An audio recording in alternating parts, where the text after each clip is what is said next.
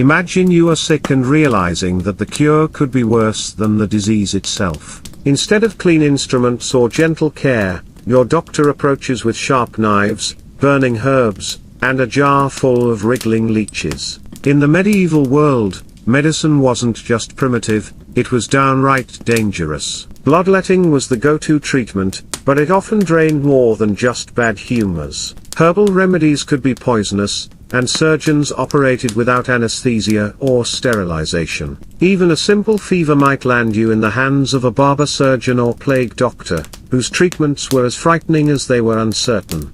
Would you survive medieval medicine? Could you endure cures that were more likely to kill than to heal?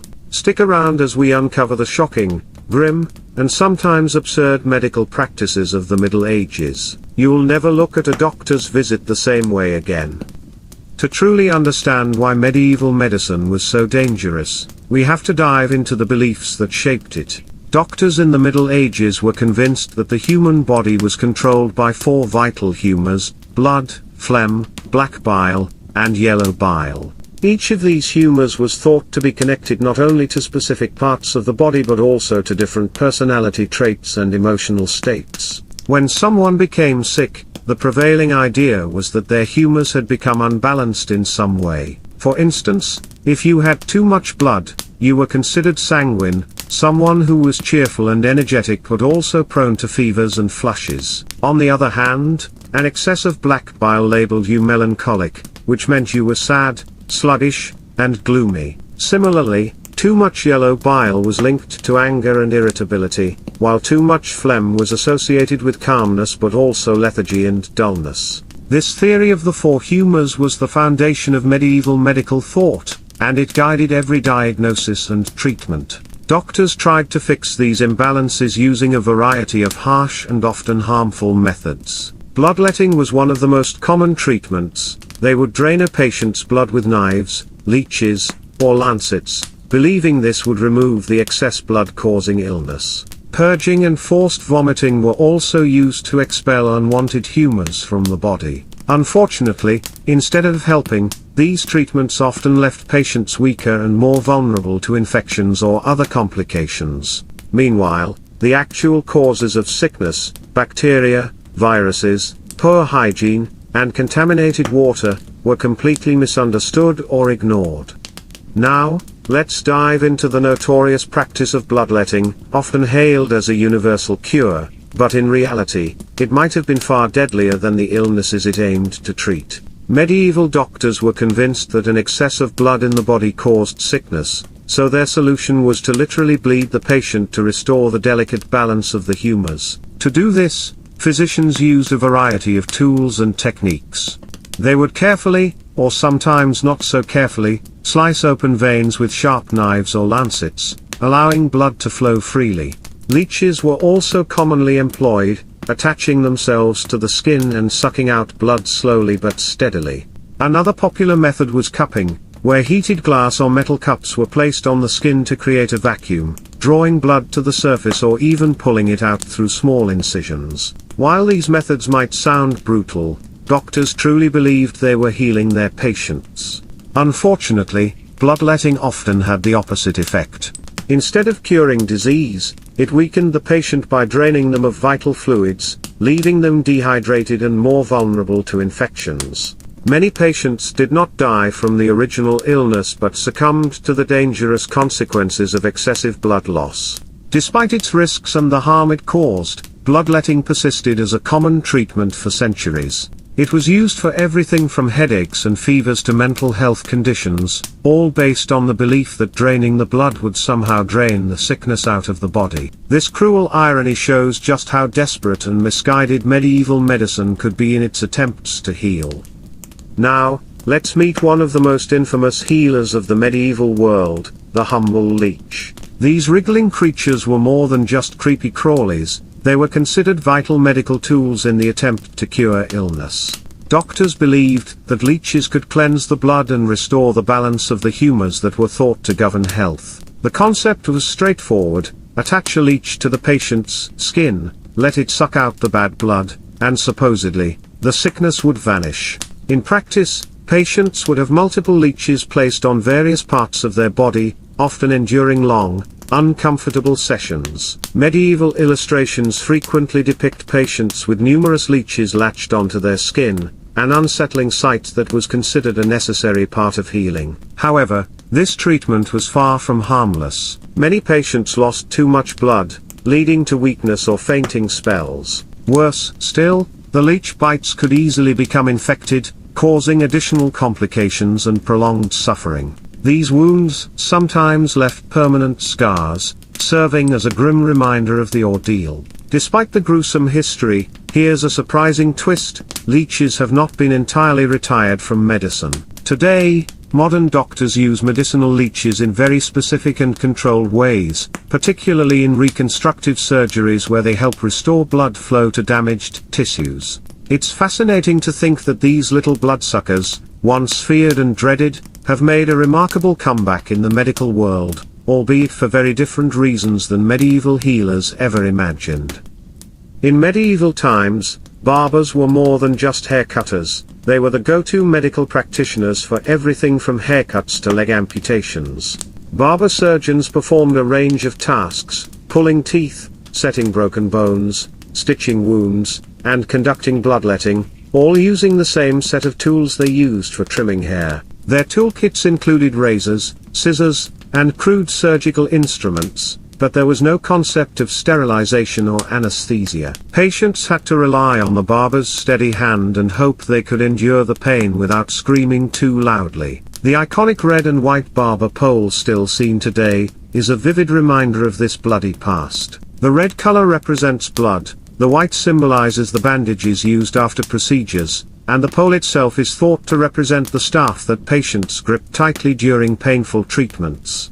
What might seem like a simple barber's symbol actually carries the history of a profession that straddled the line between grooming and surgery in a time before modern medicine.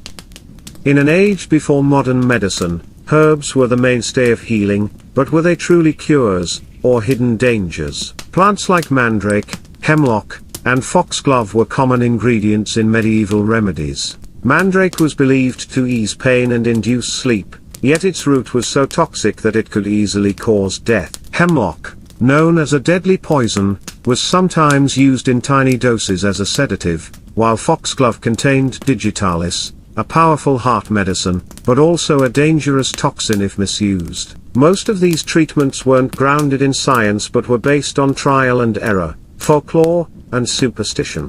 The line between cure and poison was razor thin, and a remedy could just as easily bring relief as it could hasten death. It's a chilling reminder to wonder whether medieval healers were truly helping their patients, or unintentionally pushing them closer to the grave. When the Black Death swept through medieval Europe, panic spread faster than the plague itself, and with it came some of the most bizarre and desperate treatments imaginable. Plague doctors donned their infamous beaked masks, stuffing the long noses with strong-smelling herbs, convinced that these scents could ward off the deadly disease. They burned fires indoors to purify the air, hoping to cleanse the foul miasma thought to carry illness. But did any of it really work? Many remedies were not only useless but downright dangerous. Patients were given mercury to drink, a toxic metal that often caused more harm than good. Others were smeared with poultices made from strange and foul ingredients like onions, butter, and even pigeon droppings, all in the desperate hope of drawing out the bad air and curing the sick. The iconic plague masks, while striking in appearance, offered little real protection. The beak may have helped mask the stench, but it did nothing to stop the fleas and bacteria that actually spread the plague. Medieval medicine, more often than not, made this terrifying disease even worse. Yet, in the face of overwhelming fear and death, people clung to any hope, no matter how strange or grim the remedy. Imagine being strapped to a wooden table while a surgeon saws into your flesh, no anesthesia, no painkillers, just raw, unbearable agony. Medieval surgeons performed brutal amputations, extracted arrowheads, and even drilled holes into skulls in a procedure known as trepanation, all while the patient remained fully conscious. Their tools were crude and unsterilized, bloodied rags and saws littered the workspace, and there was no understanding of infection control. Many patients didn't die from their original wounds but from shock, massive blood loss, or deadly infections that festered in untreated wounds. Often, these surgeons were barbers or blacksmiths by trade, using whatever makeshift instruments they could find. Clean hands, antiseptics, or disinfectants were unheard of, turning surgery into a desperate gamble. For most, undergoing medieval surgery was a last resort, and too often, it was a death sentence. In medieval times, healing was often entrusted to monks and priests, as medicine and religion were deeply intertwined. Disease wasn't viewed simply as a physical ailment but was considered a punishment from God for sins committed. Because of this belief, the primary treatment focused on prayer, fasting, and confession, with medical care often taking a back seat. Spiritual healing. Monks might apply simple herbal remedies, but their work was always accompanied by prayer, seeking divine intervention. At times, the Church even banned human dissection and discouraged scientific study, fearing it interfered with God's will. This close connection between faith and medicine meant that medical progress was slow and often painful for those who suffered, caught between hope for divine mercy and limited earthly remedies. In medieval medicine, diagnosing illness often involved some truly bizarre methods, one of the most common being the examination of a patient's urine. Physicians would hold up vials of the yellowish liquid to the light, scrutinizing its color and clarity, sniffing it carefully, and, shockingly, even tasting it to check for sweetness, believing this strange ritual could reveal the state of a person's health. While the idea of sampling urine sounds downright disgusting to us today, it was regarded as a serious diagnostic technique back then. Yet, despite these efforts, many diagnoses were little more than wild guesses based on what doctors could see or smell. With no scientific tests or microscopes, their methods often bordered on superstition, and unfortunately, this guesswork sometimes made patients' conditions worse instead of better. In medieval times, many women were the true healers of their communities, often called the wise women. These healers carried precious knowledge passed down through generations, using herbs, plants, and folk remedies to treat common illnesses. They skillfully healed wounds, eased pain, and even assisted in childbirth, serving as vital caregivers in a world with limited medical options. But this power came at a price. The church and ruling authorities, suspicious and fearful, often accused these women of witchcraft, blaming them for misfortunes and casting them into dark trials. What began as healing hands too often ended in persecution, as many innocent women suffered simply because their knowledge was misunderstood or feared. In medieval times, the idea of hygiene was vastly different from what we understand today.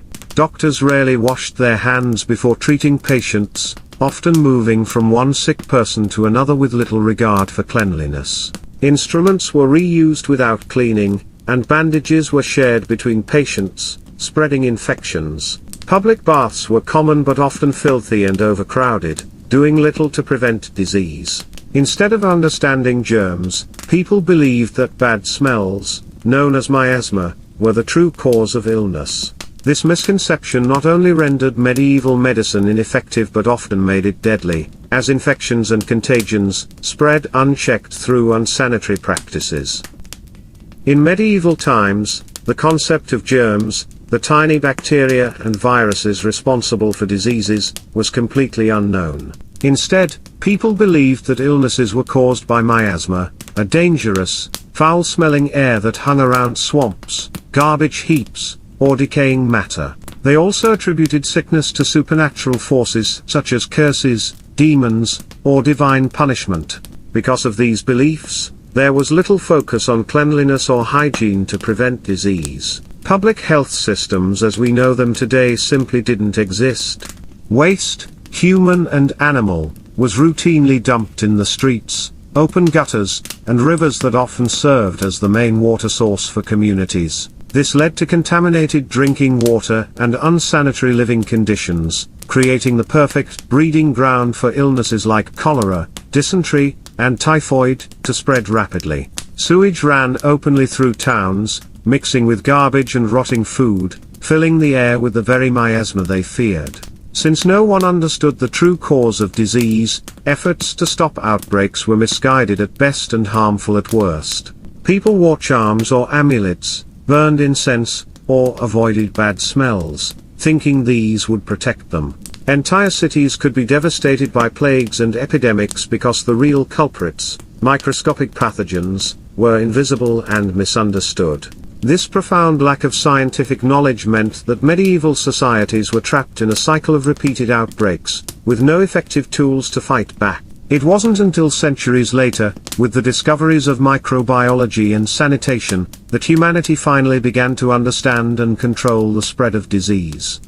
Today, we often think medieval medicine was all cruel and useless, but the truth is more complicated. While many treatments were harmful or based on superstition, some herbal remedies actually had real benefits. Plants like willow bark, for example, contain compounds similar to modern aspirin. Medieval doctors also developed basic surgical techniques and understood wound care better than you might expect. However, the majority of treatments still lacked scientific proof and sometimes did more harm than good.